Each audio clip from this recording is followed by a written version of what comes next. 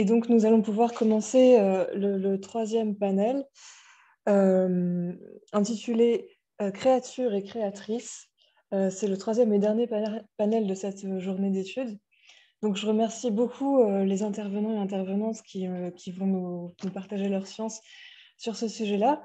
Alors, en fait, au cours de cette journée, on a un petit peu réfléchi sur les conceptions théoriques du génie et de ce qui pourrait être un génie féminin, de la question de savoir si les femmes peuvent en avoir ou pas du génie. Et maintenant, on va essayer d'ancrer notre étude dans des figures de femmes qu'on pourrait appeler des femmes génies. On a déjà vu en fait certaines figures au cours de ces exposés, notamment la Grande Mademoiselle ou notamment les deux épistolières de la dernière fois. Mais là, on va avoir des figures de femmes qui pourraient être liées au génie. Alors, ça ne veut pas dire qu'on va décider quelle femme est géniale et quelle femme l'est pas, comme si nous, on savait mieux que les autres ce que c'est qu'un génie. Mais ça veut dire que, d'une part, on va, à travers ces figures-là, essayer de voir déjà différents sens du mot génie, toujours, et puis aussi de voir comment ça peut s'inscrire concrètement dans la société. Donc, le premier sens du mot génie, c'est le sens le plus ancien et auquel on va retourner, et on en a parlé dans la première journée, mais pas encore dans celle-là, c'est le sens de créature surnaturelle, aussi bien le genius gréco-latin que le djinn arabe. Donc cette espèce d'ange ou de créature surnaturelle qu'on va étudier à travers la figure des sylphides. Et ensuite, on verra au contraire plutôt des femmes qui ont cette fois-ci alors soit une profession, soit en tout cas une activité créatrice, parce que le génie, de manière assez courante, est associé à la création, qu'elle soit artistique ou littéraire.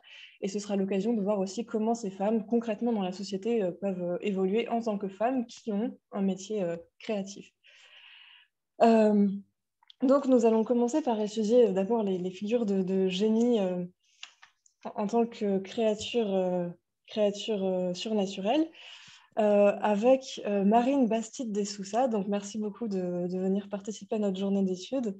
Donc, vous êtes professeur dans le secondaire dans l'Académie de Lille. Vous êtes en thèse depuis 2018 sous la direction de Caroline Jacot-Grappa sur les êtres élémentaires dans la prose narrative du XVIIIe siècle. Et donc, vous travaillez sur les liens entre la littérature de fiction et les sciences, notamment la physique et la chimie, sur la notion d'imagination et sur l'ironie. Et puis, sur des auteurs comme Montfaucon de Villars, Crébillon, Bibiena, Marmontel et Jacques Cazotte. Vous avez déjà fait plusieurs communications et articles, notamment Paralittérature merveilleuse, quelle mémoire de la prose alchimique du XVIIIe siècle, L'ordre ou le chaos, Biondetta ou Dona Mencia, l'ironique manichéisme selon Jacques Cazotte, et puis D'esquier son œil et essayer les lumières, la propédeutique oculaire de Montfaucon de Villers, ou Le poids du paratexte ou L'art du scandale, exemple du diable amoureux de Jacques Cazotte. Alors, donc, merci beaucoup de venir nous parler du coup des sylphides. Et avant de vous laisser la parole, je demande juste, est-ce que j'oublie de dire des choses? Donc, je rappelle qu'on va avoir 3 intervenants et que les conversations sont pour la fin. Je vois que l'enregistrement est en cours, donc c'est très bien. Et du coup, si tout va bien, je vous laisse la parole. Merci beaucoup. Je vous remercie. Alors, j'ai aussi un document à projeter. Donc, j'espère que ça fonctionnera parfaitement. Alors, le temps qu'il se mette en route. Oui, j'ai bugué aussi.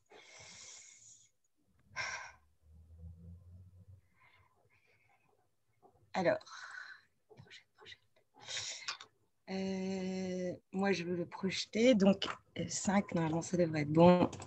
Voilà, vous le voyez, c'est bon. Merci.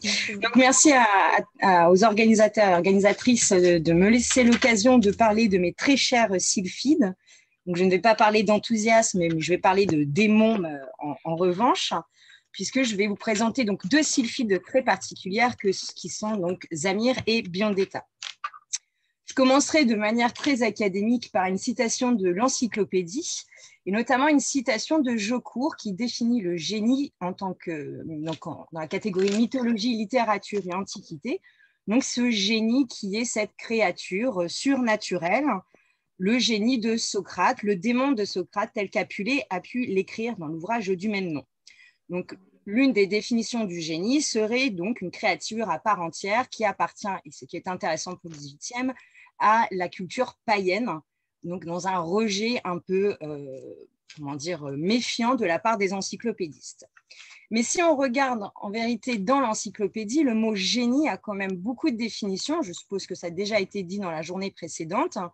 Une définition qui rejoint l'art avec l'art militaire, une définition philosophique, une définition symbolique avec la peinture. Et ce que je propose aujourd'hui de voir, c'est que la figure de la sylphide telle qu'elle circule au XVIIIe siècle ne correspond à aucune de ces catégories, tout en empruntant à toutes ces catégories. Donc, je m'intéresserai particulièrement à deux sylphides. La première est Zamir. Elle est le personnage central du roman La poupée de Jean Galli de Bibbiena, un Italien qui écrit en français, roman paru en 1747. L'histoire est celle de Philandre, un petit maître qui, pour échapper à une prostituée, se réfugie dans un magasin, ironiquement tenu par une maquerelle. Là, il découvre une poupée qui va l'intriguer et décide de l'acheter. Il revient dans son cabinet afin de pouvoir se livrer à la contemplation de cet objet et il entend une voix, admire donc le jouet s'animer devant ses yeux et s'ensuit une très longue conversation entre lui et ce jouet qui n'est autre que Zamir. La deuxième sylphide et la plus célèbre, c'est celle de Jacques Cazotte, nommée Biondetta. Elle est issue donc du Diable amoureux, paru dans sa première version en 72, dans sa deuxième en 76. Ici, Biondetta oscille entre diable et sylphide dans un récit où elle n'aura de cesse de tenter Alvar, un jeune espagnol fanfaron militaire qui par ennui décide de convoquer le diable. Dans ces deux œuvres, donc, nous avons une sylphide qui est un génie au sens tout d'abord évoqué par Jaucourt, c'est-à-dire un génie de corps, une créature à part entière. C'est un génie dont la sensualité est régulièrement soulignée afin de mettre en avant le sexe féminin, mais c'est aussi un génie dont l'extraordinaire est de mise, et c'est un extraordinaire magique. Mais c'est aussi un génie d'esprit, c'est-à-dire un personnage doué d'une parole bien à lui, décidant pour lui, doué donc de volition et de puissance, si on reprend le vocabulaire de Locke. Et ce personnage donc de la sylphide tentera de corriger et d'éduquer le protagoniste humain. Elle est donc à la fois un génie au féminin, c'est-à-dire une expression sexuée et sexuelle du génie, mais aussi un génie féminin, une expression exceptionnelle du genre.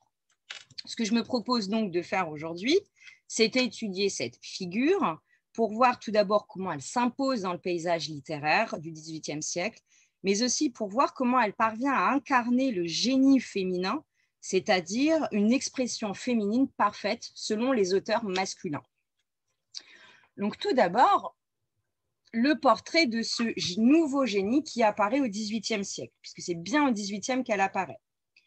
La sylphide va errer entre le génie des hommes et le génie de l'esprit, et pour cela, elle va se présenter aux hommes, aux protagonistes humains, à la croisée de différentes influences littéraires. Pour bien le comprendre, j'ai choisi 3 éléments qui vont constituer ce génie, pour voir comment elle est à la fois une image traditionnelle rassurante qui permet d'attirer les hommes et une image dangereuse et intrigante. La première chose qui se passe avec les sylphides, c'est son corps. Donc, nous sommes en Suisse au XVIe siècle et Paracels, médecin alchimiste, compose le Liber Nemphis. Dans cet opuscule écrit en allemand, il décrit l'existence et la société des êtres élémentaires qui sont au nombre de 8. Il y en a 2 dans l'eau, les nymphes ou les ondins. Il y en a 2 dans la terre, les gnomes. Il y en a 2 dans le feu, les salamandres. Et il y en a 2 dans l'air, les sylphes. Chaque catégorie est pourvue d'une créature mâle et d'une créature femelle. Les êtres élémentaires sont en tout point tels que le décrit Paracels, correspondant à l'homme. La seule différence, c'est que les hommes sont des descendants d'Adam, ils ont une chair adamique et ils ont une âme. À l'inverse, les êtres élémentaires, bien qu'ils aient une chair, ils n'ont pas d'âme. Mais ils ont bien cette chair, et cette chair est très importante dans le texte de Paracels. Elle est décrite comme subtile, c'est-à-dire contrairement aux hommes qui ont une âme grossière et compacte. Et cette subtilité est une véritable aubaine pour les auteurs du XVIIIe siècle.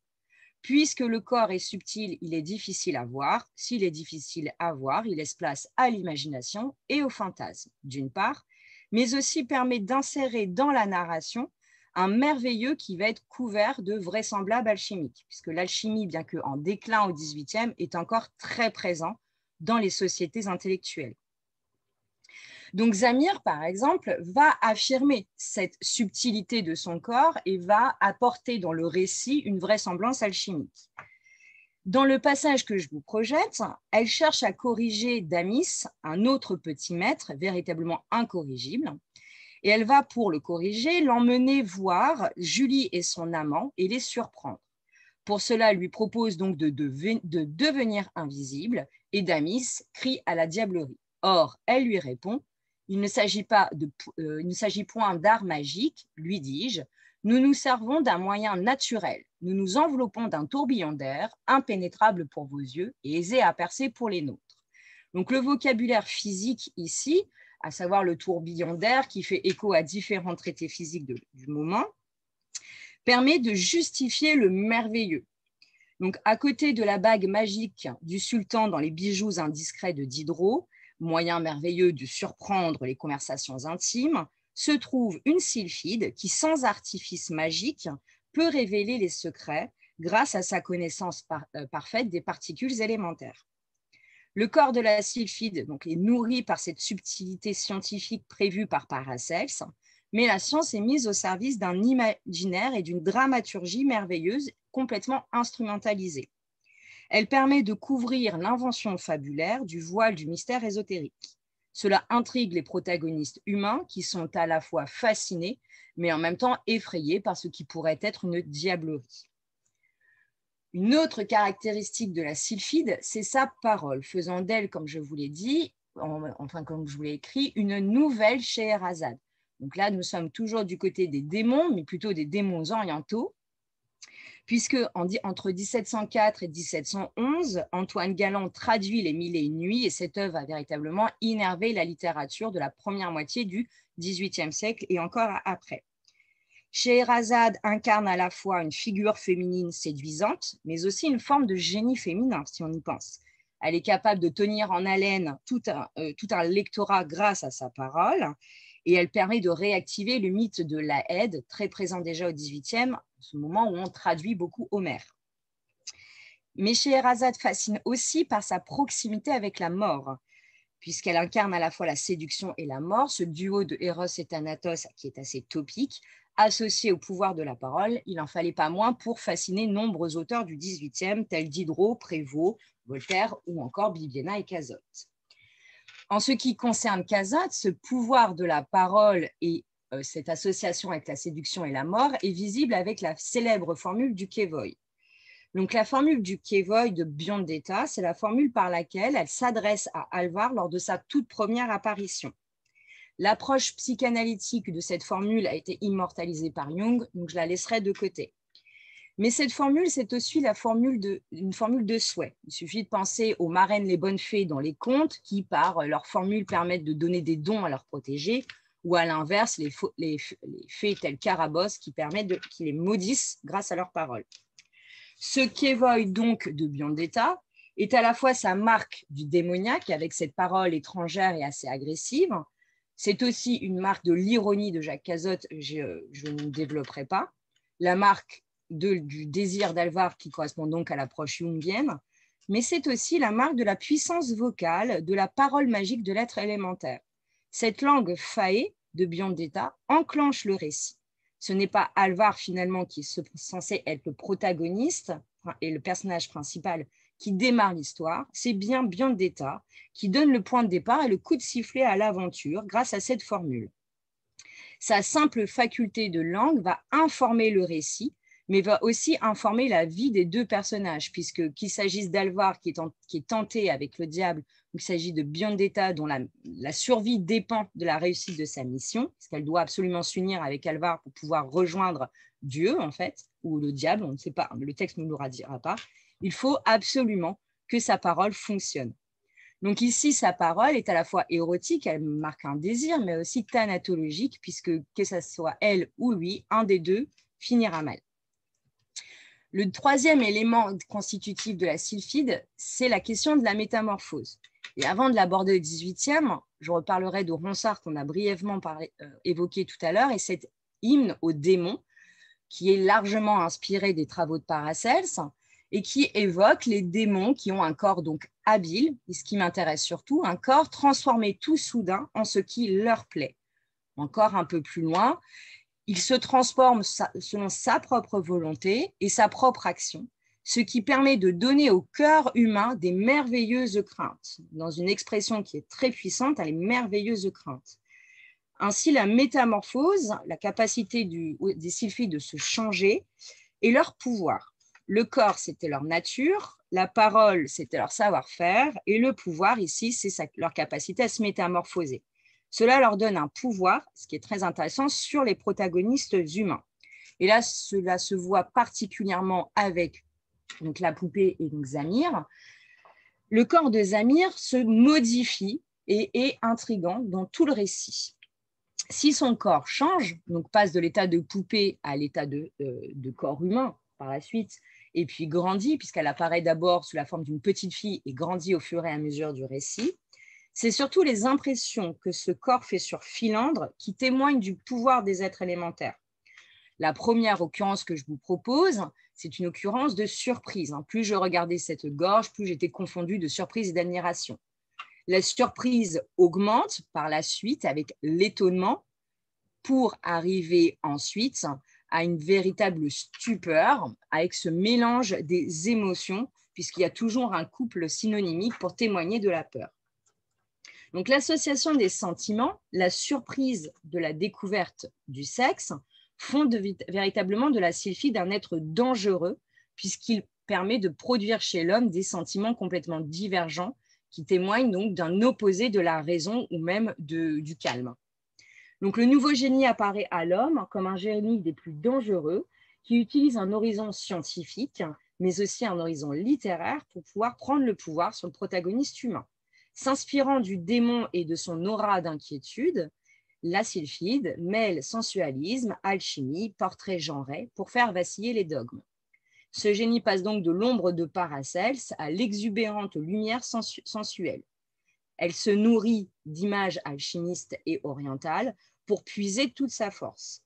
Mais cependant, et ça me conduira à mon deuxième point, la sylphide, si elle se nourrit de différents courants, ne se place pas dans une continuité. Bien au contraire, elle se forge en réaction à d'autres domaines, et c'est en ce sens donc qu'elle passe de l'état de génie au féminin à génie féminin.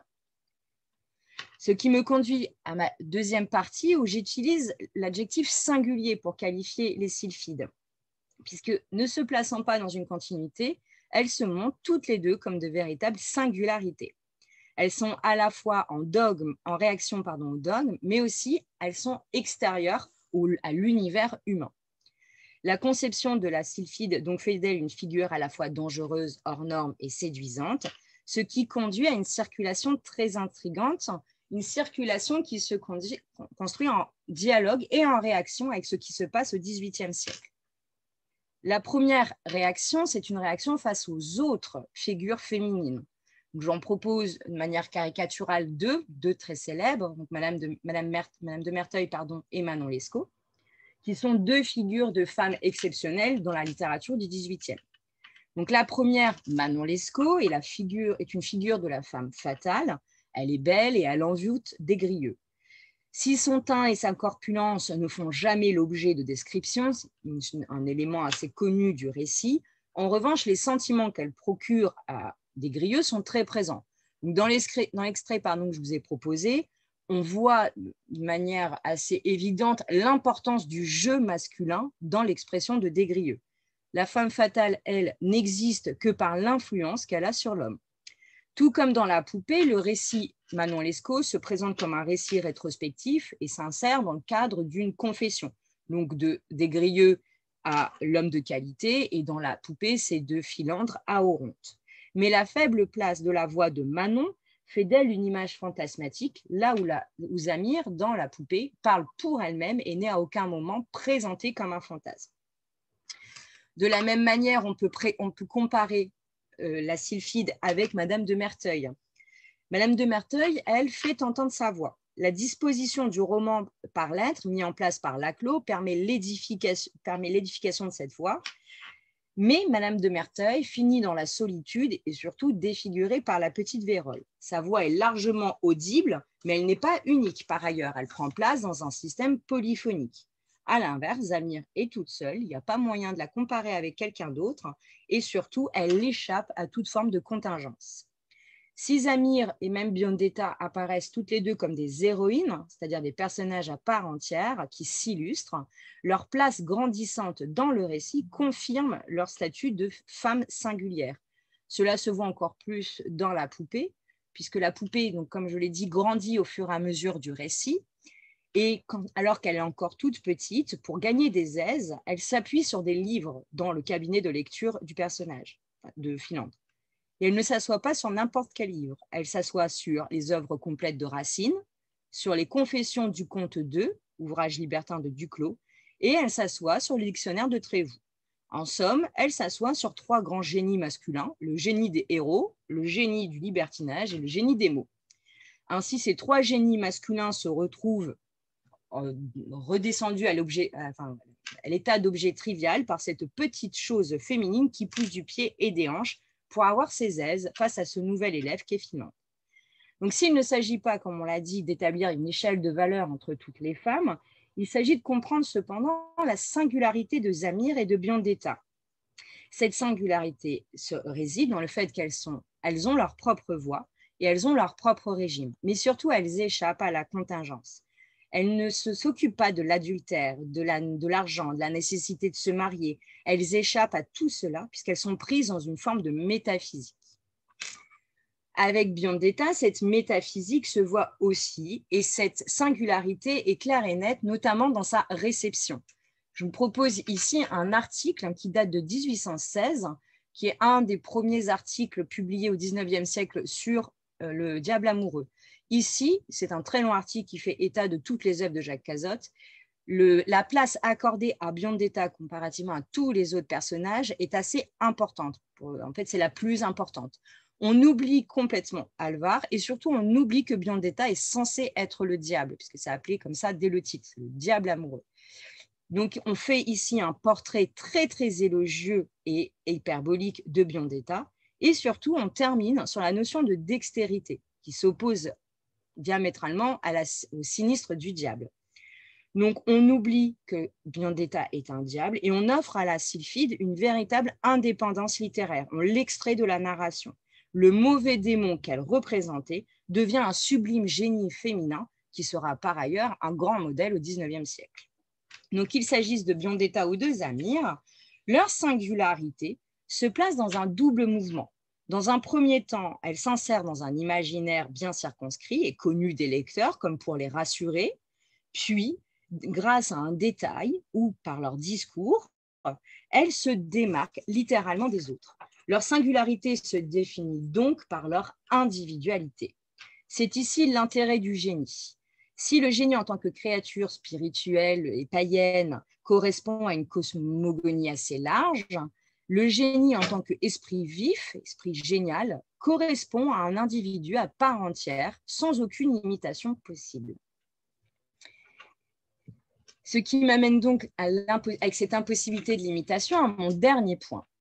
Le terme de singularité que j'ai choisi est employé pour éviter celui d'originalité, pour plusieurs raisons, mais la raison la plus importante, c'est que l'originalité montre une démarcation par rapport à un modèle, mais crée un nouveau modèle, crée donc une continuité. À l'inverse, la singularité est un apax, un véritable hors-jeu que la sylphide va venir incarner au XVIIIe siècle.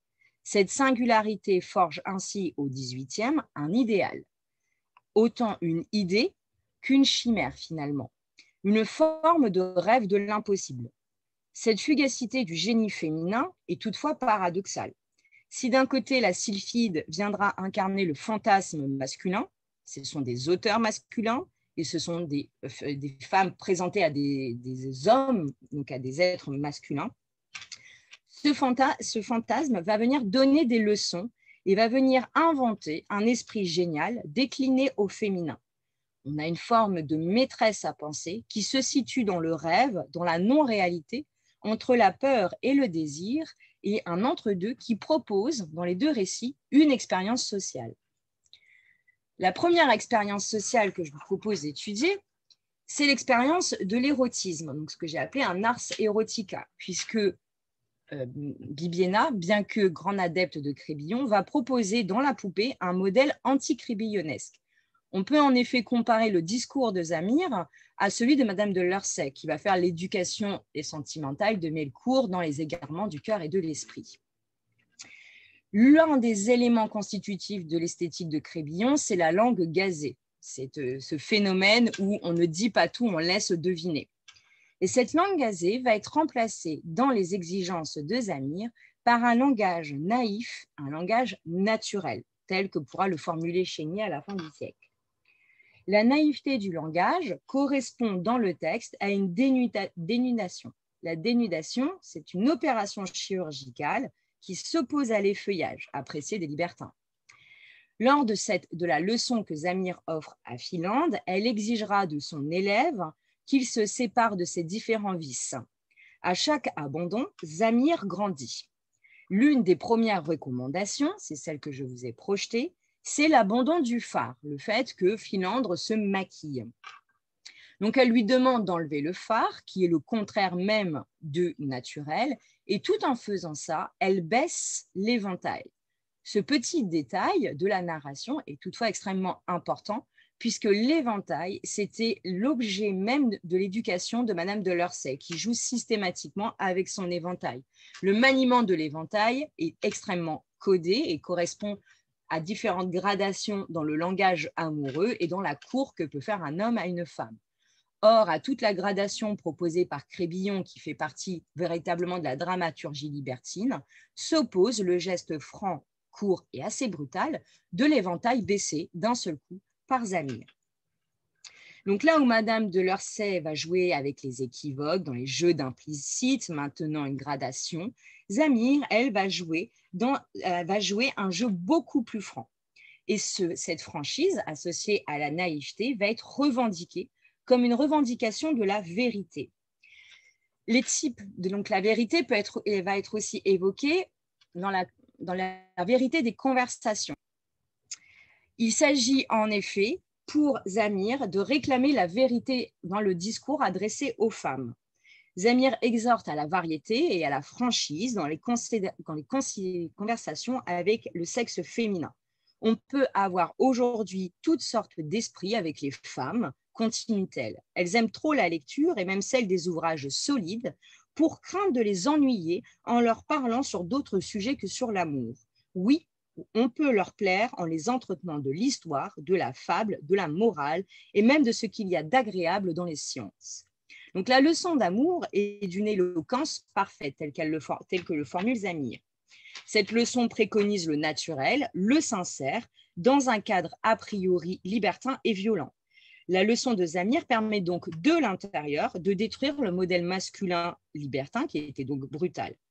Mais cette régénération, pour garder le vocabulaire alchimique, n'est que temporaire et surtout fictionnelle. En effet, face à ce discours, Philandre s'exclame « j'abhorre ». Cette formulation très solennelle est extrêmement pompeuse, et puisqu'il abhorre uniquement motivé par le désir de pouvoir, ça signifie de grandir et de pouvoir donc avancer petit à petit vers l'union charnelle tant désirée. Donc la soumission à la théologie de l'amour est opérée, certes, mais elle est d'un tel extrême que cela dégonfle le sérieux. La situation devient ainsi burlesque par cette intrusion de l'exagération qui rappelle la dimension imaginaire et aussi temporaire, presque fabuleuse de cette conversion à l'amour délicat. Une autre expérience est proposée par Biondetta, une expérience assez différente puisqu'il s'agit ici d'apprendre à être seul et d'apprendre à être libre, une sorte de formule du libéralisme à la toute fin du XVIIIe siècle. Cela se formule dans l'exemple que je vous ai proposé autour de la question du mariage. Alvar avoue finalement être amoureux de Biondetta, mais il ne veut pas consommer cet amour avant de l'avoir présenté à sa mère. Donc, il faut traverser toute l'Europe pour aller au fin fond de l'Espagne, à la région portugaise, pour demander l'autorisation à sa mère d'épouser Biondetta. Or, Biondetta refuse de demander l'autorisation. Donc, je vous ai mis la citation. Et le discours de Biondetta, ici, se fait finalement en 3 temps. Tout d'abord, elle va imiter la rhétorique lyrique d'Alvar en reprenant des topoi éculés. Donc, la notion d'assaisonnement de l'amour remonte à Ronsard avec cet amour qui se goûte. D'ailleurs, quelques pages auparavant, nous assistions à une scène très tristanienne puisque Alvar, pris d'un excès d'amour, s'était mis à genoux devant Biondetta à côté d'un chèvrefeuille. Donc, on a une réécriture qui est vraiment trop exagérée pour être sincère. Juste après donc avoir repris la topique lyrique, elle l'abandonne pour laisser place à des questions rhétoriques montrant une voix beaucoup plus assurée. Elle va remettre en question les métaphores mais aussi les mythèmes de ce fantasque amoureux qu'est Alvar. Puis, en dernier temps, elle érige les grands principes qui requalifient les images en hyperonymes afin de contredire Alvar. Le langage abstrait du sage philosophique remplace le discours particulier de l'amoureuse. Excusez-moi, c'est tout à fait passionnant ce que vous dites, mais je vois qu'on commence à avoir un petit peu de mal à tenir notre planning. Donc, très bien, je conclue dans ce cas-là. Merci. Donc, elle va ridiculiser ici donc, la question du mariage et préfère être seule. Donc, pour conclure, excusez-moi, la sylphide va s'émanciper au XVIIIe siècle des imaginaires précédents. Son aura de démon et de génie tutélaire sont abandonnés au profit de l'incarnation de l'indépendance. C'est un rêve fugace d'une société et d'un commerce soumis à aucune loi sociale. Elle s'insère dans un paysage littéraire, finalement, au moment même où les penseurs réfléchissent à la notion de société. Elles viennent tous deux proposer en littérature une nouvelle formule d'être au monde, conjuguée au temps des relations amoureuses. Je vais m'arrêter là pour éviter de trop perdre de temps. Excusez-moi, je n'ai pas vu l'heure passer. Merci beaucoup, mais nous non plus, on n'a pas vu l'heure passer pendant un bout de temps, tellement c'était intéressant et puis nouveau pour nous, tout ce que vous nous avez appris. Alors, donc on ne va pas poser de questions tout de suite, on les posera à la fin du panel. Et puis maintenant, du coup, on va pouvoir passer à la communication de Perry Geithner. Donc merci beaucoup, Monsieur Geithner, de nous faire l'honneur de venir parler dans notre journée d'études. C'est vrai, on est vraiment très, très heureux et heureuses tous les 4 de voir qu'un chercheur de votre envergure vient s'intéresser à nos journées d'études de jeunes chercheurs. Donc, je vous présente, vous êtes professeur de français à Oklahoma State University depuis 1984 et vos recherches portent sur le théâtre de la première modernité, notamment le théâtre baroque, le théâtre religieux et le livret d'opéra. Vous avez publié beaucoup d'éditions critiques, notamment des éditions des œuvres de Rotrou, de Méret, de Durillet, de Thomas Corneille et de Voltaire. Et puis, ce qui concerne plus directement notre journée d'études, vous avez aussi publié des anthologies de pièces écrites par des femmes dramaturges. Et puis, vous appartenez à une équipe qui va publier d'autres anthologies de femmes dramaturges en 5 volumes. Et vous avez traduit en anglais 2 volumes de pièces de théâtre écrites par des femmes. Donc, merci beaucoup de venir parler pendant notre journée. Et si tout est bon pour vous, vous pouvez parler. Voilà. D'accord. Alors, vous m'entendez? Ça bien, va? merci. Oui. Alors, je remercie tout d'abord les organisateurs et les organisatrices. Ça fait grand plaisir de participer. Alors, je propose d'étudier le génie vu par les femmes dramaturges. Et je vais me limiter aujourd'hui à 2 de ces dramaturges actives pendant la deuxième moitié du XVIIe siècle. Alors, les premières écrivaines qui parviennent à publier et ou faire jouer leurs pièces doivent s'affronter à plusieurs préjugés.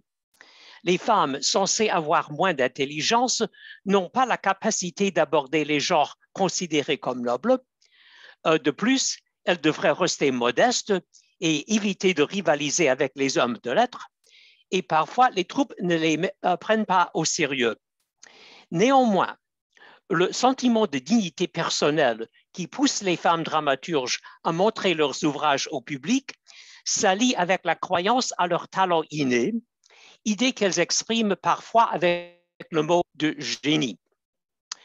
Je commence avec Françoise Pascal, une des premières femmes auteurs à gagner sa vie par ses écrits. Elle consacre la première partie de sa carrière dramatique au théâtre, publiant 3 tragicomédies et 3 petites comédies en un acte, dont au moins 2 sont jouées. Pendant ces années comme dramaturge, elle vit dans sa ville natale de Lyon, où elle s'acquiert beaucoup de renommée. Elle tente aussi de trouver l'équilibre entre la fausse modestie et l'orgueil professionnel dans ses dédicaces et préfaces. Mais au cours des années, elle devient plus audacieuse en critiquant ceux qui la traitent avec injustice et elle revendique un statut octorial plus ou moins équivalent à celui de ses collègues masculins. C'est la femme dramaturge qui utilise le plus souvent le terme de génie et elle l'applique aux lecteurs aussi bien qu'aux auteurs. Pour les premiers, il s'agit du bon jugement et pour les deuxièmes, il s'agit du talent littéraire. Mais les 2 groupes ont des qualités en commun. Il faut posséder une éducation solide, du bon sens et du bon goût. Il est significatif que dans ses paratextes, lorsqu'elle l'applique au sens de talent, elle se désigne elle-même. Dans L'avis au lecteur pour Endymion, elle dit que sa pièce n'est pas l'ouvrage d'un, et je cite, « un grand génie », mais cela suggère une hiérarchie. Elle possède vraiment du talent, même si ce n'est pas au plus haut niveau. Dans L'avis au lecteur pour Sésostris, elle déclare carrément qu'elle en a, mais sans se comparer à d'autres écrivains. Sa pièce est, dit-elle, et je cite, « l'entretien de mon génie ». Mais lorsqu'elle applique le terme à dédicataire masculin qu'elle estime comme connaisseur éclairé et favorable, dans les épîtres dédicatoires du recueil Diverses poésies et de la comédie Le vieillard amoureux, c'est pour louer la perspicacité de ceux qui l'approuvent. Il faut préciser pourtant qu'elle n'emploie pas le terme de génie pour désigner ses collègues. Dans L'avis au lecteur pour sa première pièce, Agathonphile martyr, elle les flatte à l'outrance, les appelant des Apollons avec des couronnes d'immortalité. Mais son acceptation de la supériorité automatique des hommes s'estompe par la suite. Dans le paratexte d'Endymion, elle réduit l'écart entre elle et ses collègues. Ceux qui connaissent la poésie peuvent juger, et je cite, « qu'un homme est capable de produire quelque chose de plus fort ». Mais cela laisse comprendre que sa compétence n'est qu'un peu au-dessous de celle de ses confrères. Dans L'avis au lecteur pour Sésostris, elle manifeste encore plus de confiance en elle-même. Confrontant directement les critiques, elle les divise en 3 catégories, les ignorants, les jaloux et les savants. Et seuls les jugements des gens dans cette dernière catégorie valent la peine d'être considérés. Elle élimine l'écart entre elle et ses collègues masculins avec une déclaration qui serait valable pour n'importe quel dramaturge. Rien n'est capable de satisfaire tout le monde et quant aux productions littéraires, et je cite, « il y en a bien peu qui ne rencontrent ou des censeurs ou des critiques ». Fin de citation. Si elle n'abandonne pas le topos de la modestie, elle le déplace, se servant d'arguments qui n'ont rien à voir avec son sexe. Elle ne consacre que peu de temps à la poésie, car son activité principale est désormais la peinture. C'est seulement parce qu'elle est lyonnaise et son contact avec les érudits parisiens que son style n'est pas tout à fait pur et contient des dictions provinciales. Et à la fin, elle laisse éclater sa fierté professionnelle, déclarant que son succès auprès du public devrait faire taire les critiques malveillants. Elle signale, et je cite, « l'applaudissement universel que cette pièce a reçu dans la représentation publique ». Fin de citation. Il ne faut pas croire cependant que Françoise Pascal accorde le talent à tous les auteurs masculins. Dans sa première petite comédie, L'amoureux extravagant, elle se moque d'un jeune poète bien intentionné, mais incompétent. Philon compose de petits poèmes en l'honneur de sa bien-aimée Cloris, mais il ignore totalement les règles de la versification et les conventions poétiques. Néanmoins, il croit avoir un talent remarquable et il se rend ridicule en insistant pour lire ses vers devant un groupe de jeunes gens du quartier qui connaissent la poésie beaucoup mieux que lui. Il utilise 2 fois le mot de génie pour se qualifier, mais son emploi de ce terme est ironique car il est évident pour les spectateurs qu'il ne le mérite pas.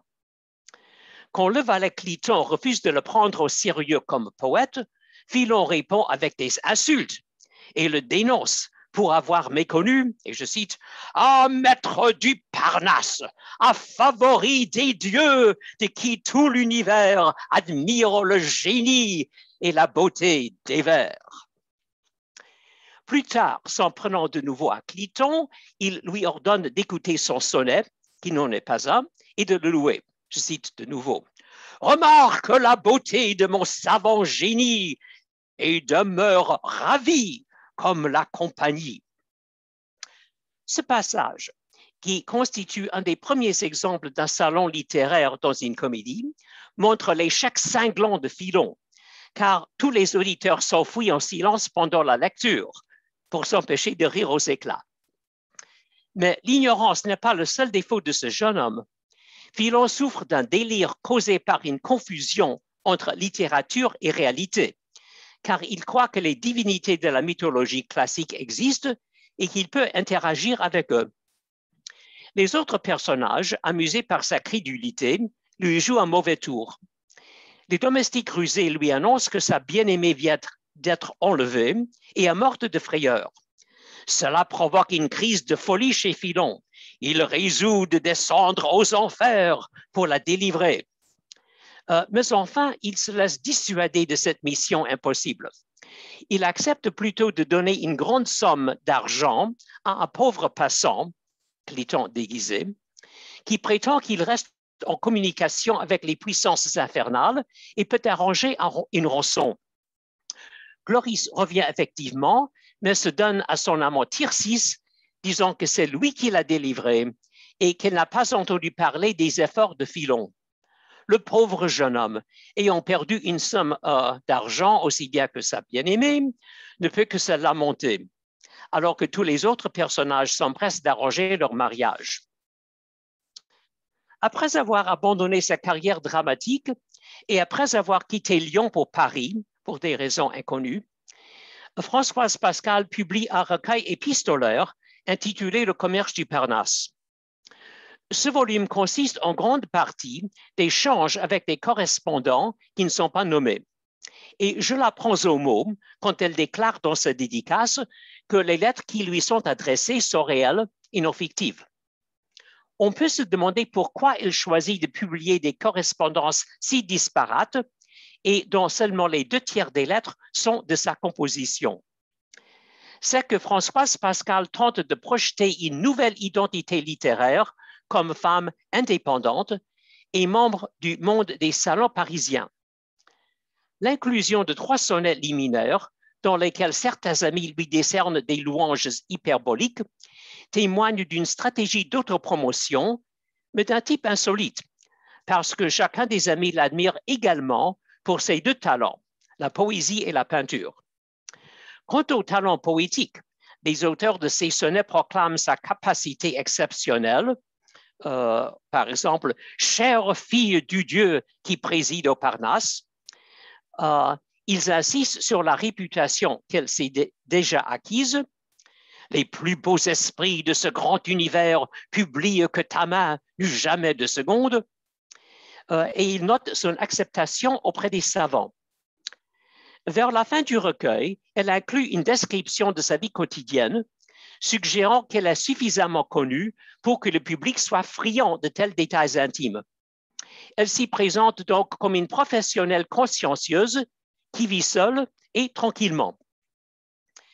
C'est surtout dans ses échanges avec des auteurs masculins qu'elle se positionne comme auteur respecté au même niveau qu'eux. L'échange le plus étendu est avec M. L.D.V., qui prend le nom poétique de Terre Cendre. Cet auteur, que Deborah Steinberger, dans son édition critique, identifie avec le poète et romancier Guy Rag, entretient un jeu élaboré où il déclare son amour passionné avec une grande variété de métaphores. Mais à chaque fois, Françoise Pascal refuse de croire à cet amour, tout en avouant qu'elle est charmée par son amitié et par la virtuosité de son style. Sous ce badinage galant, on devine le véritable but de cet échange. Chacun loue le mérite littéraire de l'autre. Terre Cendre fait un compliment exceptionnel à son ami en la déclarant capable de composer des poèmes héroïques à des gens les plus nobles. Elle répond que même si ni l'un ni l'autre ne ressentent un amour véritable, et je cite, « Je sens que votre esprit sublime, à qui tout l'univers fait justement la cour, imprime dans mon âme une si haute estime que quelque mal que je m'exprime, mon estime du moins, vaut bien afin d'amour. » Il s'agit en somme de prouver que son correspondant la traite comme un égal et qu'elle mérite pleinement son respect. Dans un autre échange avec un poète masculin, il s'agit de quelqu'un qui envoie à Mademoiselle Pascal un exemplaire du roman intitulé « La vérité des fables » par Desmarais de Saint-Sorlin. L'auteur de cette lettre, qui a sans doute Desmarais lui-même, dit qu'il la considère comme un lecteur modèle. Et je cite, « Si ce livre suit mon intention, il vous donnera toute la satisfaction que vous souhaitez. » Fin de citation. Il ajoute qu'il aimerait avoir une relation personnelle avec elle, mais il habille l'offre de son amitié dans le langage de la galanterie. La poétesse, qui apprécie l'estime de son correspondant, mais qui comprend que la déclaration amoureuse n'est qu'un jeu, répond avec un mélange d'ironie et de douceur. Elle dit que cet amour n'est pas sincère, qu'elle n'a pas besoin d'un amant, et que le vrai but du grand poète en lui écrivant était, et je cite, de savoir si je soutiendrais bien la bonne opinion que l'on vous avait donnée de mes ouvrages. Fin de citation. Dans un autre bref échange, Françoise Pascal se positionne comme conseillère raisonnable et compatissante pour une amie attristée. Celle-ci, navrée par l'infidélité de son amant, se tourne vers elle pour être consolée. La poétesse s'acquitte de cette tâche en composant pour elle un poème qui commence par une lamentation pathétique et finit par le triomphe de la raison sur le désespoir. Puis, quand elle apprend la guérison de son amie, elle compose pour elle un nouveau poème qui célèbre la joie d'avoir surmonté les émotions négatives. La poétesse inclut cet échange pour prouver que les conventions de la poésie galante, inventées par et pour des poètes masculins, peuvent servir également bien à exprimer la force d'âme des femmes qui refusent de laisser les hommes ruiner leur vie.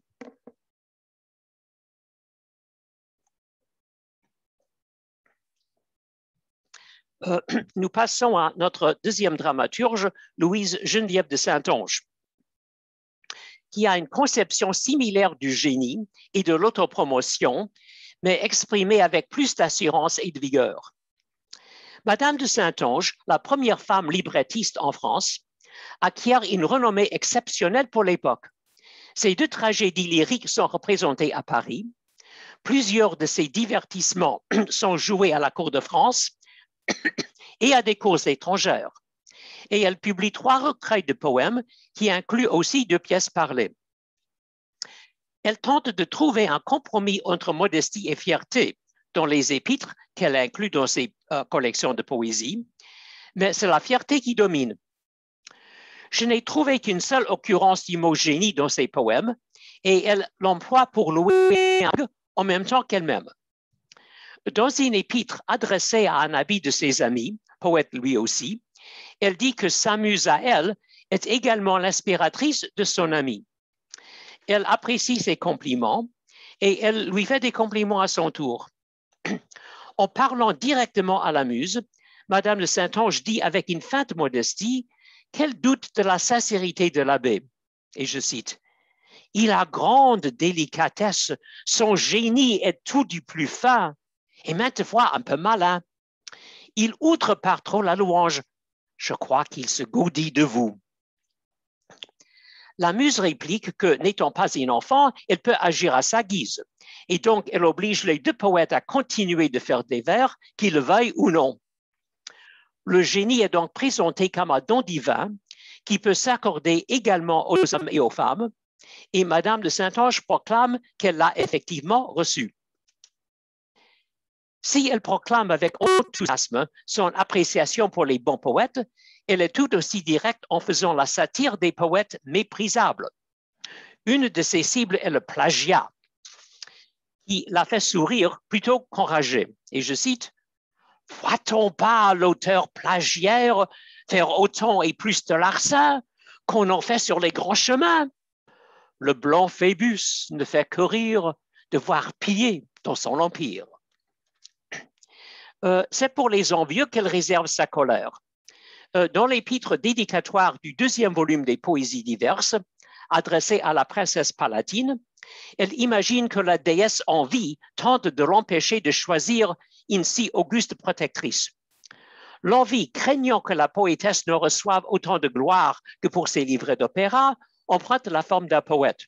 Et je cite, « C'était un bon déguisement. Un poète et l'envie ont peu de différence. On y voit tant de ressemblances qu'on peut s'y tromper aisément. » Madame de Saint-Onge profite de cette comparaison pour esquisser un portrait caricatural du poète injuste avec force des thèses amusants que je n'ai pas le temps de lire. Puis l'envie lui conseille de renoncer à faire sa dédicace car Madame de Saint-Onge connaît mal le goût et la délicatesse de sa princesse. La poétesse ne se laisse pas intimider, ripostant qu'elle connaît mieux que d'autres l'esprit et la bonté de la princesse. De plus, celle-ci a déjà approuvé ses vers et va probablement approuver ce nouvel ouvrage. La satire des auteurs masculins atteint son comble dans sa comédie L'intrigue des concerts. Les seuls personnages talentueux dans cette comédie sont les musiciens et les seuls chanteurs qui participent au dialogue sont des femmes qui sont honorables, perspicaces et franches. L'héroïne, Mademoiselle des Coulisses, tente de faire carrière grâce à ses seuls talents et sans avoir recours à des protecteurs riches. Elle ne travaille pas pour des organisations prestigieuses telles que l'opéra, mais du moins elle a été engagée par un riche amateur qui organise des concerts dans sa maison et qui paie les participants. Mademoiselle des Coulisses, et il est curieux que la dramaturge ne lui donne pas de prénom, elle est jeune et intelligente et nous supposons qu'elle chante bien. Mais sa situation est précaire et donc elle doit songer à trouver un mari aisé. Bien qu'elle ne parle jamais de son art, elle exprime son manque d'appréciation pour la poésie du temps, car, dit-elle, et je cite, « Ils ont certains jargons où l'on ne comprend rien. » Si le talent est l'apanage des femmes dans cette pièce, les hommes en sont totalement dépourvus. La cible principale est un poète crotté nommé Picotin. Basé sur l'abbé Jean Pic, rival de Madame de Saint-Onge, qu'elle avait accusé de lui avoir volé l'idée principale de son opéra-ballet, Picotin est doublement malhonnête. C'est littéralement un voleur, car il trouve une bourse appartenant à Mademoiselle des Coulisses et décide de la garder pour lui-même. Et c'est aussi un plagiaire, car dans ses déclarations d'amour à l'héroïne, il adapte des vers de Racine qu'il défigure horriblement. Nous avons l'impression que cet ancien enseignant de collège ne comprend pas à quel point il se rend ridicule quand il dit des choses comme « Croit-on qu'une grenouille en son flanc n'est portée ?» On peut supposer que dans les poèmes qu'il publie, il n'est ni plus original ni plus sensé. La pièce accorde moins de place aux autres poètes incompétents, mais chacun est comique à sa façon. Brouillardeau, l'organisateur des concerts, est un homme sans éducation qui ne connaît rien à la poésie ni à la musique. Catin, la cantatrice qui est sa meilleure amie et peut-être sa maîtresse, lui dit carrément qu'elle est obligée de chanter dans les concerts chez lui, je cite, « de mauvaise musique et d'aussi méchants vers ». Il est si ignorant qu'il se laisse impressionner par Picotin, car celui-ci connaît par cœur Euripide, dont Brouillardeau croit que c'était un Romain et un faiseur d'opéra. Mais Brouillardeau ne se contente pas d'accueillir chez lui, et je cite, « son Grimaud du Parnasse ». Il se croit capable de porter des jugements sur la production. Ce qui est encore plus grave, il se croit lui-même poète. Il a écrit un poème épique que Kata qualifie de poème éthique, car le travail de composition mine sa santé. Elle ajoute qu'elle a entendu des jugements défavorables sur cet ouvrage et elle l'encourage à abandonner une activité pour laquelle il n'a aucun talent. Et je cite, « Assez de fous sans vous suivent la poésie ». L'autre poète non professionnel est inepte et de plus arrogant et bourru. La Rabotière, fils illégitime d'un menuisier, qui était lui-même poète amateur, affiche son mépris pour les poètes qui cherchent leur inspiration au cabaret, mais ne bénéficient pas de la fréquentation des muses.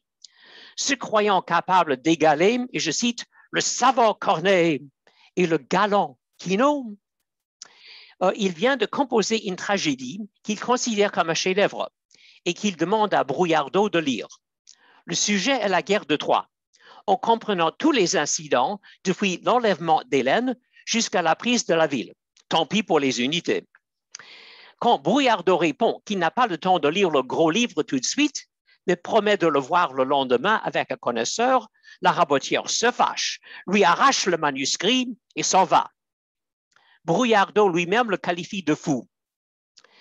La présence de ces trois mauvais poètes dans la pièce indique que l'incompétence des auteurs masculins s'étend à tous les principaux genres littéraires. En guise de conclusion, ces deux femmes dramaturges veulent gagner l'approbation des poètes et des érudits masculins qu'elles estiment, mais supportent mal les auteurs sans talent. Elles gagnent éventuellement assez d'assurance pour affirmer leur propre talent et pour rejeter le préjugé qui accorde aux hommes une supériorité innée. Pour elles, ce qui compte, c'est de gagner le respect qu'elles méritent en tant que professionnelles compétentes au sein d'un monde littéraire toujours considéré comme une confrérie masculine. Je vous remercie. Bien. Merci beaucoup pour votre communication qui nous a fait sentir de manière très vivante toute l'assurance de ces autrices féminines et toute leur force pour s'affirmer. Alors, nous allons maintenant, bon, même Laïus, les questions auront lieu à la fin, donc après la prochaine intervention, qui sera celle de Tara Cruzol. Donc, merci beaucoup de participer à cette journée.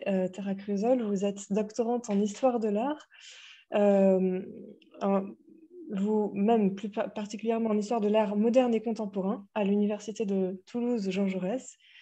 Avec Pascal Julien et Anne Perren-Kelissa, vous travaillez sur des écrits des sculpteurs en Europe de 1700 à 1815, ce qui implique une étude sur la transmission des savoirs, la sociabilité de l'artiste et sa culture.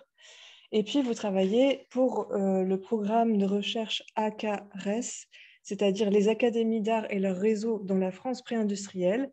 Et pour ce projet-là, vous avez fait une exposition virtuelle qui présentait le projet à l'INHA et qui fera l'objet d'une publication. Et donc là, maintenant, vous allez nous parler du génie féminin dans un monde d'hommes, le cas des femmes sculptrices dans la deuxième moitié du XVIIIe siècle. Et je vous remercie beaucoup. Et je vois que votre présentation marche très bien. Voilà, donc merci. Merci et vous beaucoup. pouvez commencer quand vous voulez. Parfait. J'aimerais tout d'abord remercier les organisateurs et les organisatrices d'avoir accepté ma participation pour que justement je puisse vous présenter deux sculptrices de génie dans un milieu artistique masculin au XVIIIe siècle. Donc j'espère qu'il vous reste un petit peu d'énergie et au pire, j'ai plein de jolies choses à vous montrer. Et je vous prie également de m'excuser par avance parce que mes voisins ont toujours un timing impeccable pour lancer des travaux à chaque fois que je débute une intervention. Donc n'hésitez pas à me dire si quelque chose ne va pas. Alors, pour commencer, j'aimerais déjà vous définir ce que signifie pour un sculpteur le génie. Donc, j'ai pioché un petit peu dans tous les textes que j'ai. J'en ai sorti un dictionnaire d'Adrien François Duez. Et pour lui, le génie désigne le talent avec lequel on invente et on compose facilement.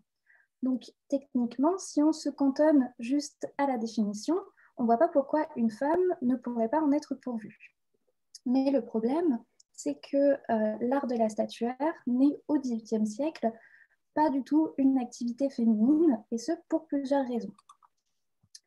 La première, elle est principalement physique, parce que justement, les femmes sont jugées trop frêles, c'est-à-dire pas assez fortes pour taper avec un burin sur du marbre. La seconde, c'est aussi que la sculpture, c'est quelque chose de salissant, à cause de la poussière et aussi de l'argile qui vient tacher leur jolie robe. Et enfin, il y a aussi toute la partie où une femme, elle doit s'occuper de son foyer et être totalement dévouée à son mari. Et là, normalement, Rousseau est un très bon porte-parole pour ça. Enfin, il n'est pas convenable pour une femme de suivre des cours sur la représentation du nu. De fait, c'est quand même une lacune qui va les reléguer principalement à l'art du portrait ou à la sculpture animalière. Et le problème, c'est à peu près le même en peinture de toute façon, où les femmes ne peuvent pas accéder au grand genre de la peinture d'histoire, et généralement, elles font des natures mortes ou elles viennent peindre des fleurs parce que c'est très féminin. Et ce qui est embêtant, c'est que souvent, quand ces femmes sculptrices, elles existent, eh bien, elles sont invisibilisées, que ce soit par leur père, leur frère, leur mari ou leur mentor. Normalement, vous avez tous un cas en tête au XIXe siècle, celui de Camille Claudel et de Rodin. Mais malgré tout ça, il y a quand même des femmes qui sortent du lot. Et je vais principalement m'attarder aujourd'hui sur deux d'entre elles. La première est Marianne Collot, une artiste française. La seconde, Anne Seymour Damer, qui elle est anglaise. Et elles sont toutes les deux nées en 1748 et exerçaient la profession de sculptrice. Donc, ce que je vous propose, c'est qu'on voit ensemble rapidement une petite présentation respective de chacune. Comme ça vous permettra de mieux les connaître ou alors de les découvrir pour certains. On verra aussi leur parcours et l'aide que chacune a pu recevoir de leur réseau, que ce soit la famille, les amis ou les collègues. Et enfin, je vous parlerai rapidement des obstacles qu'elles ont rencontrés. Donc, d'un côté, nous avons Marianne Collot, qui elle est née à Paris et elle provient d'une famille plus que modeste. Elle a un parcours un petit peu atypique parce qu'au départ, elle commence en tant que modèle féminin dans l'atelier du sculpteur Jean-Baptiste Delemoine. C'est la personne qui est représentée juste ici en buste. Il est connu pour avoir très bon caractère, d'après ce qu'on a pu lire pour lui. C'était quelqu'un d'extrêmement gentil. Et il a tout de suite vu les prédispositions de Marianne Collot à la sculpture. De fait, il va lui enseigner l'art du portrait, sachant que le moine était un portraitiste d'exception. Quelque temps après, elle finit par partir avec Étienne Maurice Falconet, qui lui aussi faisait partie de l'atelier de Lemoine. Falconet décide d'aller créer son propre atelier et Collot va le suivre. Et lui va véritablement devenir son mentor et rester son mentor tout au long de sa vie. D'ailleurs, ils sont très proches parce qu'elle va se marier avec son mari, avec son fils, pardon, et enfin, les liens sont très resserrés, mais je ne vous parlerai pas forcément de ça aujourd'hui. C'est à partir du moment où elle part dans l'atelier de Falconet qu'elle va véritablement démarrer sa carrière. Et en plus de ça, grâce à lui, elle va rencontrer des personnes d'exception, principalement Diderot, que vous voyez juste ici. C'est d'ailleurs Collot qui fait son portrait. Ils sont un petit peu petits, je suis désolée, mais j'avais tellement de choses à vous montrer. Donc elle rencontre Collot, qui va devenir un ami très proche de la jeune fille. Et d'ailleurs, dans certaines correspondances, on peut voir qu'il la considère un petit peu comme sa fille, ce qui est assez beau à voir. Vous avez aussi Dimitri Galitsine, un autre portrait fait par Collot, qui lui est un genre d'ambassadeur de Russie qui vient à Paris. Et enfin, vous avez l'exemple avec Grimm. Donc, quand Falconet a l'occasion de partir en Russie pour justement réaliser une sculpture équestre du tsar Pierre le Grand, c'est en 1766 à peu près, Collot va l'accompagner et ils vont rester pendant 12 ans à Saint-Pétersbourg. Et c'est un peu le point culminant de sa carrière parce que, comme on le verra, elle devient portraitiste attitrée de Catherine II, ce qui est vraiment exceptionnel pour une femme. Elle va faire plus de 9 représentations d'elle. Et en plus de ça, elle va réussir à être agréée à l'Académie des Beaux-Arts de Saint-Pétersbourg. Et de l'autre côté de la Manche, on a Anne Seymour Damer. Alors, je vous prie de m'excuser pour mon accent, mais je vais juste rester dans la prononciation française pour tout ce qui va suivre. Donc elle est née à Sevenoaks, et par contre, comparée à Collot, elle provient d'une famille très noble. C'est principalement son oncle qui va l'élever, qui est Horace Walpole, Et lui, c'est le fils du Premier ministre. Donc déjà, vous pouvez imaginer qu'elle a des relations assez haut placées. Son apprentissage de la sculpture, il se fait assez tôt parce qu'elle commence à partir de ses 9 ans. Elle est confiée au précepteur David Hume, qui est un éminent philosophe. Et d'après ce qu'on peut lire, c'est lui qui va déceler son potentiel pour la sculpture. C'est un petit peu ce qui est représenté sur la gravure que vous avez juste au centre. Vous avez Damer au milieu, Hume au milieu et Damer sur le côté avec toutes ces petites statues. Alors, donc, il voit son potentiel et il va décider de la confier au sculpteur britannique John Bacon, qui est un des plus grands sculpteurs de la seconde période du XVIIIe siècle en Angleterre. En plus de ça, il va être épaulé par Giuseppe Serracci, qui lui est un artiste italien qui vient travailler en Angleterre.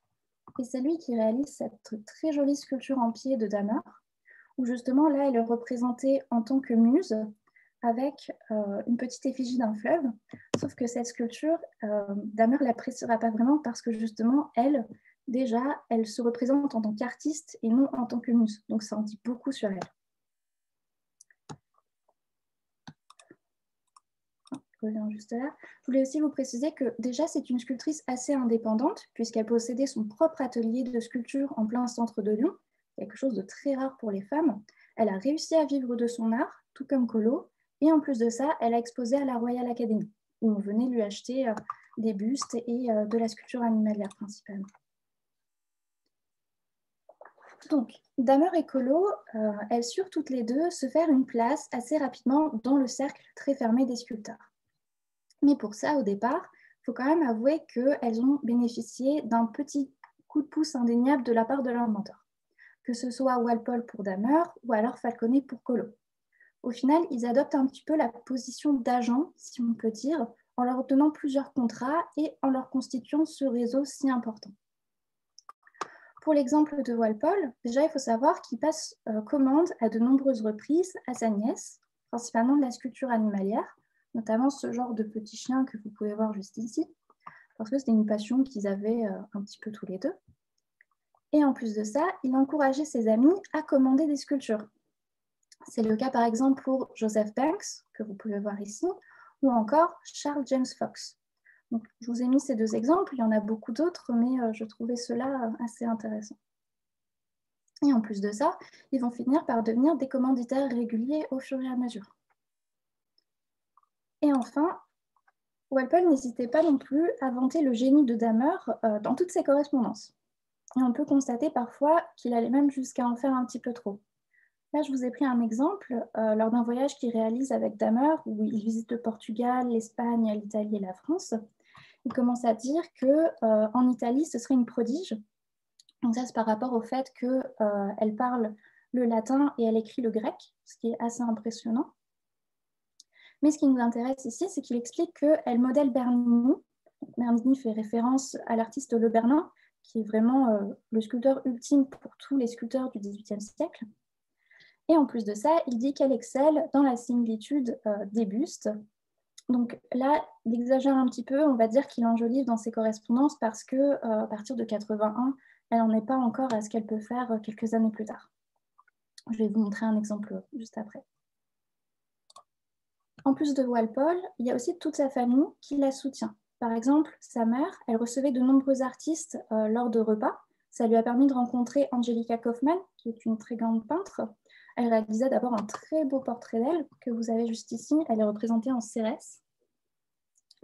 Mais une de ses plus grosses commandes qu'elle a pu recevoir, elle la doit à son oncle, qui est le Lord Frederick Campbell. C'était un membre du Parlement de Grande-Bretagne. Et il fit appel à elle pour réaliser une sculpture en pied du roi George III dans son habit de couronnement, ce que vous pouvez voir ici. Cette œuvre, elle est exposée au tribunal d'Édimbourg dans une rotonde depuis 1795, donc c'est quand même un lieu assez prisé. Et on a une sculpture qui est très sobre et épurée, avec un joli travail du drapé, sauf que vous pouvez voir, niveau ressemblance, comparé à une œuvre qui a été faite par un artiste un petit peu plus réputé, qui est Joseph Wilton, on a une certaine différence. On va dire qu'elle est un petit peu plus dans l'idéalisation du roi et de son règne, mais vous pouvez voir que pour les représentations du buste, il y a encore un petit peu de travail. Et au final, elle finit quand même par se faire une réputation par elle-même. Elle se forme une clientèle assez régulière, tout en attirant toujours de nouveaux clients. La princesse Dashkova en fait partie, et on peut lire dans ses mémoires qu'après avoir rencontré Damer en Italie, elle dit que c'était une sculptrice qui était bien au-dessus de la moyenne et qu'elle s'était faite une réputation par elle-même. Ce qui est intéressant, c'est que la princesse Dashkova, elle était aussi proche de Kolo en Russie et elle lui commandait également des œuvres. Donc on a toujours un petit peu des liens comme ça assez intéressants entre les deux. Pour Kolo, c'est Falconet qui endosse ce rôle d'agent justement parce que lorsqu'ils arrivent à Saint-Pétersbourg, ils vont tout faire pour aider Kolo à avoir des commandes de l'impératrice. Elle en a déjà quelques-unes, mais vraiment, dès qu'il le peut, Falconet saute sur l'occasion. Je vous ai mis un exemple d'une lettre où Falconet répond à l'impératrice qui lui demande quel cadeau elle pourrait offrir à Voltaire, et tout de suite Falconet lui propose une tête en marbre de Votre Majesté qui a été réalisée par Kolo. Donc c'est cette très jolie sculpture ici. Et évidemment, l'impératrice est tout de suite d'accord, donc ça lui fait une commande en plus. Il y a un autre exemple où l'impératrice va écrire à Falconet qu'elle a reçu 2 très mauvais bas-reliefs. Elle demande ce qu'elle peut en faire et Falconet, une fois de plus, saute sur l'occasion pour proposer les services de Kolo. Et ce qui est très intéressant, c'est que lorsque Falconet réalise sa sculpture équestre de Pierre le Grand, c'est Kolo qui a entrepris le portrait. Et ça prouve vraiment à quel point il faisait confiance à son élève parce qu'il reconnaît vraiment le génie en elle, du moins en termes de portrait, sachant qu'une sculpture équestre, c'est un peu l'apogée dans une carrière d'artiste.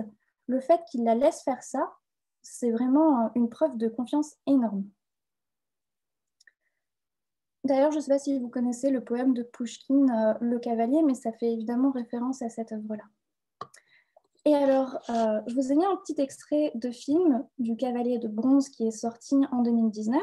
Ça retrace justement un peu l'arrivée de Kolo et Falconet et toute l'histoire de la création de cette sculpture.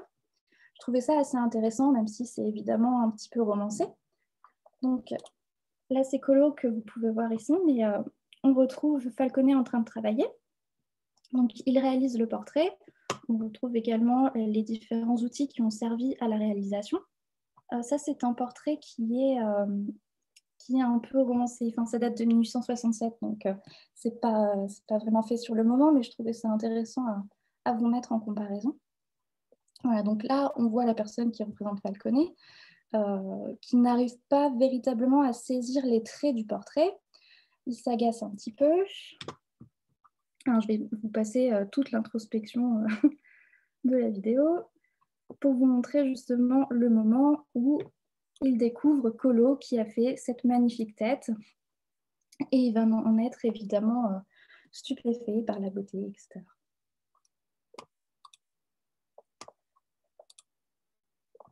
Voilà. En plus de ça, la supériorité de Kolo dans le portrait, elle a toujours été admise par son maître lui-même, mais aussi par Diderot. Je vous ai mis un petit exemple encore d'une correspondance où justement, ici, c'est un passage qui montre que Kolo et Falconet ont tous les deux fait un portrait de Diderot. Sauf que Diderot vient dire que Mademoiselle Kolo sait mieux faire le portrait que vous. Ça en résulte dans le fait que Falconet va exploser son buste à la masse parce qu'il n'est pas assez content de lui. C'est un homme très caractériel, il ne faut pas trop s'inquiéter là-dessus. Mais ce qui est intéressant, c'est que, sachant combien Diderot était admiratif du travail de Falconet, ça montre vraiment dans cette lettre à quel point il était reconnaissant du talent de Kolo. Et je vous disais précisément que le point culminant de sa carrière fut en Russie. C'est justement parce que c'est là où elle a reçu le plus de commandes, mais aussi parce qu'elle a été reçue académicienne en 1767. Je vous disais, c'est quelque chose d'excessivement rare et ça montre aussi que son talent est reconnu à sa juste valeur. Après, évidemment, elle est aussi une portraitiste attitrée de Catherine II, donc ça a aidé un petit peu dans le fait qu'elle ait été acceptée. Ce que je vous ai mis là, c'est un éloge de Kolo qui a été écrit pour son agrégation. On ne connaît pas forcément l'auteur précisément, il y a différentes interprétations là-dessus, mais il en reste qu'il est très admiratif du travail de la sculptrice et aussi de la femme en elle-même. Donc il vient parler de toutes ses grandes qualités, les qualités personnelles de Madame Collot, principalement la candeur de son caractère, une aptitude singulière à apercevoir le vrai, le beau et à les rendre. Ses travaux marqués au coin du génie prévinrent de bonne heure les bons esprits. Donc véritablement, il vient dire qu'elle a du génie. Et évidemment, il n'oublie pas de préciser qu'elle fait des œuvres qui honoreraient le ciseau d'un fort habile homme. Donc ça, c'est évidemment un gros compliment pour une femme. En revanche, ce qui est aussi intéressant ici, c'est que l'auteur montre les problèmes auxquels Collot a pu faire face en tant que femme sculptrice. Le principal, il se révèle lorsqu'il vient citer un passage tiré de l'Émile par Rousseau, où il explique que toutes ces femmes à grand talent n'en imposent qu'au sceau. On sait toujours quel est l'artiste ou l'ami qui tient la plume ou le pinceau quand elle travaille. Donc là, évidemment, il insinue très clairement que les femmes ne sont pas capables de faire des œuvres elles-mêmes et qu'elles se font toujours aider. Évidemment, l'auteur diffère complètement là-dessus, puisqu'il va passer une page entière à défendre le travail de Collot, mais on voit que c'est quand même quelque chose qui revient souvent dans la carrière de l'artiste, puisqu'on retrouve encore une fois la correspondance de Diderot, où il explique qu'il a reçu les derniers plâtres qu'a envoyé Collot, qu'il les a montrés à des gens de l'art, c'était principalement des sculpteurs, qui les ont trouvés très bien, mais que par contre, ils savent que ce sont des œuvres qui ont été faites par Falconet. C'est ce qu'il dit juste là. On ne saurait mieux louer le pouce de l'élève qu'en le prenant pour le pouce du maître. Évidemment, ce n'est pas vrai, mais c'est toujours quelque chose qui revient. C'est pareil pour Anne Seymour d'Hammer. Elle est aussi victime de ce type de commérage, si on peut dire, parce que pour beaucoup, elle ne faisait pas ses œuvres elle-même. Elle était toujours aidée, d'après ce qu'il disait, par ses mentors ou par des amis. Et au final, c'est vraiment un moyen de dénigrer le génie de ces femmes, qui pour beaucoup ne pourrait être que l'apanage des hommes, alors que certaines étaient tout de même bien plus talentueuses. Et donc, pour conclure, il est évident que même si ces deux sculptrices ont reçu de l'aide, c'est tout de même entièrement par leur talent et leur génie qu'elles se sont démarquées. Et on n'a plus qu'à espérer que les études du genre qui sont menées en ce moment nous permettent de découvrir de nombreuses autres femmes de génie, autant en sculpture que dans les autres filières qu'on a pu voir aujourd'hui. Et je vous remercie de votre attention.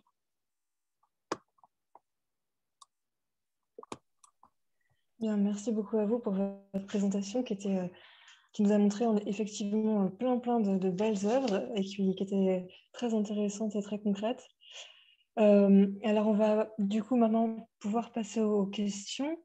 Alors, avant tout, comme je sais qu'après les questions, il y a la conclusion par Madame Christine Planté, je voudrais savoir jusqu'à combien de temps vous nous laissez pour les questions, parce que sur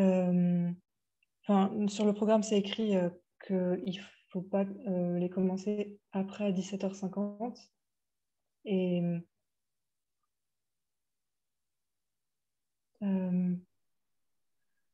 bon.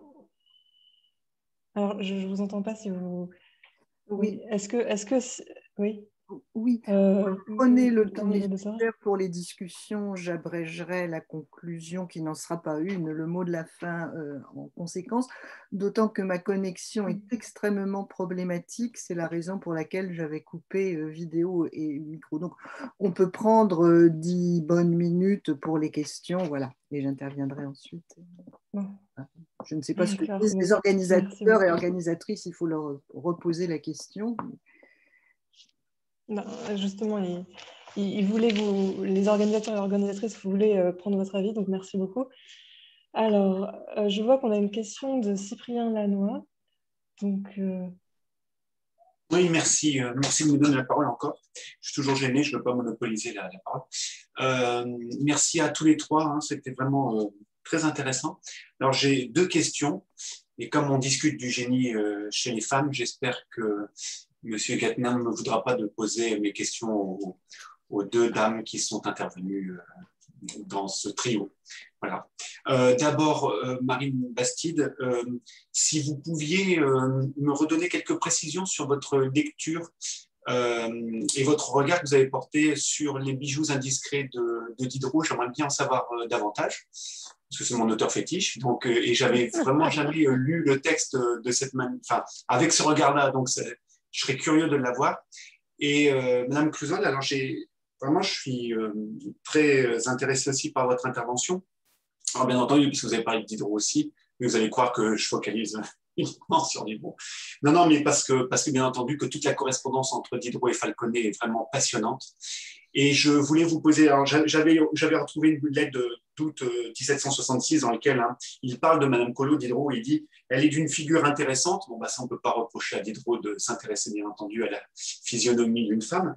Elle est d'une figure intéressante, mais ce que vous en estimerez davantage, c'est qu'elle réunit un goût exquis, un grand sens, un talent supérieur.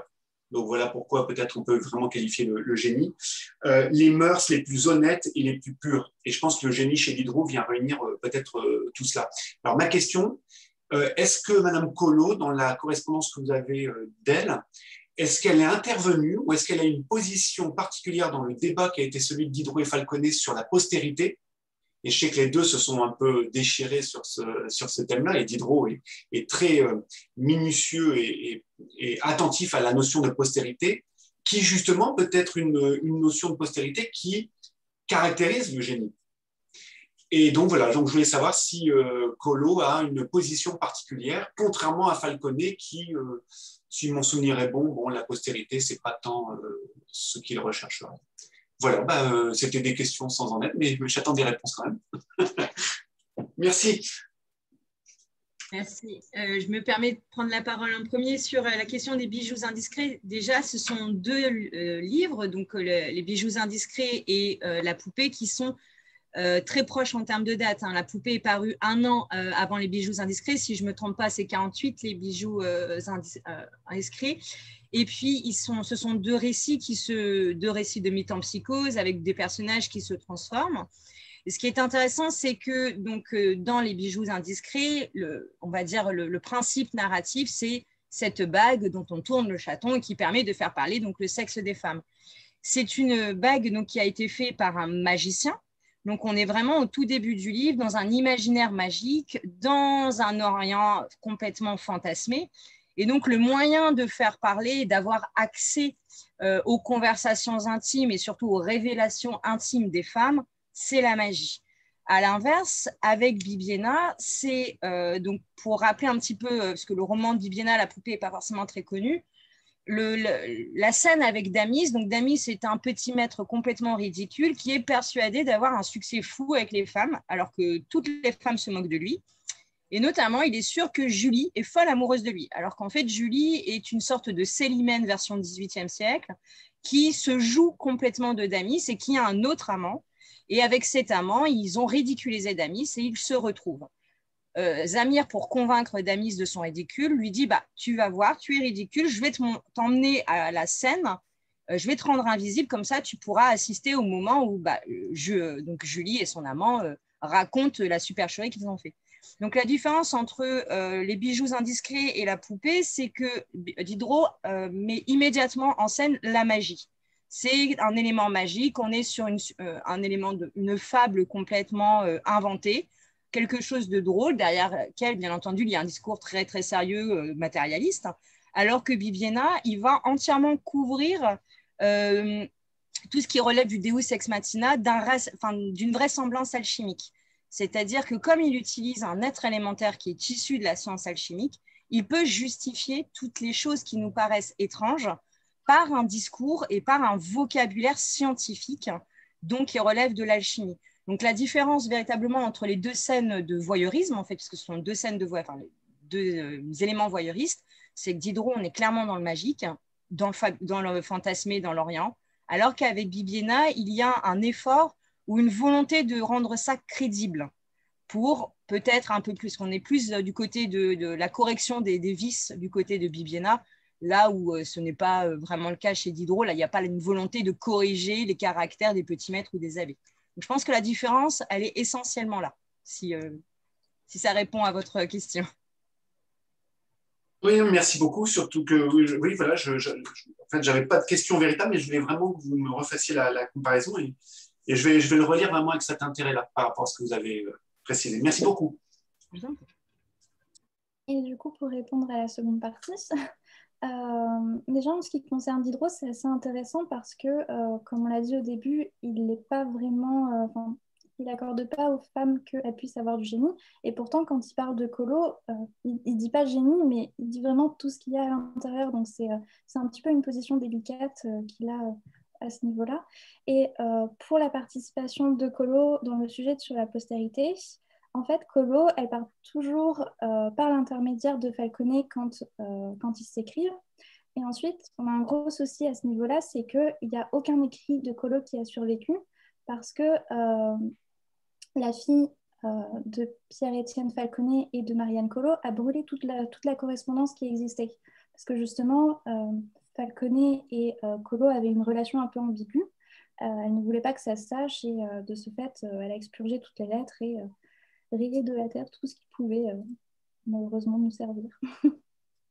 Donc, désolée, pas de réponse à ce sujet-là. Par contre, il y a une correspondance entre Falconet et Catherine II où justement ils abordent ce problème de la postérité parce que Falconet vient demander à Catherine II son opinion là-dessus. Et elle est très proche de ce que Diderot va dire. D'accord. Merci beaucoup. Alors, je ne sais pas s'il y a d'autres questions dans le public. Et sinon, je peux peut-être en poser une. Alors, je voudrais vous poser une question, Père Gärtner, si ça ne vous dérange pas. Notamment sur la première femme dont je vous avais parlé, qui était Françoise Pascal. J'ai été assez frappée parce que vous avez dit sur la façon dont tous les compliments qui lui étaient faits étaient toujours, enfin souvent en tout cas, et vous nous avez donné plusieurs exemples, tournés d'une manière galante, comme si finalement on ne pouvait pas faire un compliment à une femme sans prétendre être amoureux d'elle. Alors du coup, ben, voilà, je m'étonne de ça et je me demande si est-ce que vous connaissez d'autres exemples, est-ce qu'il y a d'autres exemples de compliments qui soient tournés autrement ou est-ce que c'est vraiment toujours comme ça? Et puis, si oui, enfin, est-ce qu'on peut l'expliquer par le contexte de l'époque? Enfin, voilà. C'est certainement le contexte de l'époque, c'est-à-dire dans les salons, on parlait de cette manière-là. C'était conventionnel. J'ai l'impression aussi que le vocabulaire pour exprimer l'amitié manquait à cette époque. Et ça commence à se développer à la fin du siècle avec Madame de Saintonge, où dans les poésies, elle dit franchement, l'amour, c'est quelque chose dont je n'ai pas besoin. L'amitié, c'est solide. L'amour est transitoire, l'amitié persiste, etc. Donc, ça commence vers la fin du siècle. D'accord. Bon, merci beaucoup. Et c'est assez éclairant aussi de voir comment, si on n'a pas de mots pour dire l'amitié, ça doit en effet beaucoup impacter les relations au quotidien, même au-delà de la littérature. Ouais. Bon, merci beaucoup. Ah, je vois que Sacha a une question.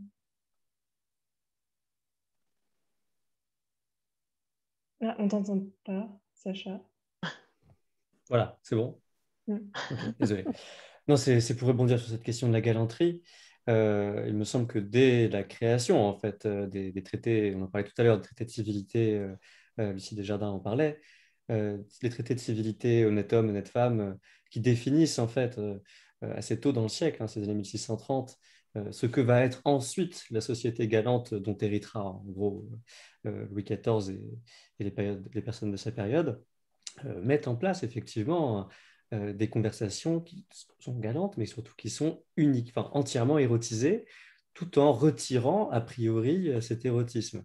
Évidemment, ça marche dans deux sens, c'est-à-dire que d'un côté, on parle d'amour tout le temps, tout en n'en parlant jamais par convention, mais sauf qu'au moment où les femmes ont commencé à parler d'amour avec un homme et que cet homme décide de passer à l'acte, elles se font avoir dans le sens où elles ne pouvaient pas en fait y échapper.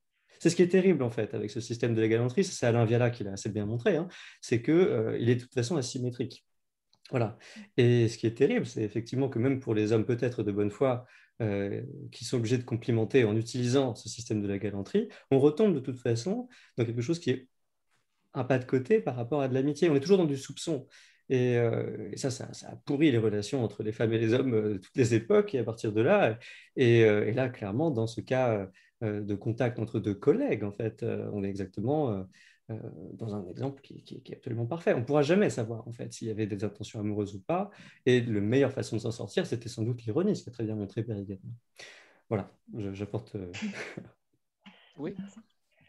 Alors, oui, Edwige Kerler-Rabé, vous pouvez poser cette question. Et pour rebondir sur cette question, il ne faut pas oublier aussi que les extraits qui sont cités, enfin, il y a l'écran quand même de la publication.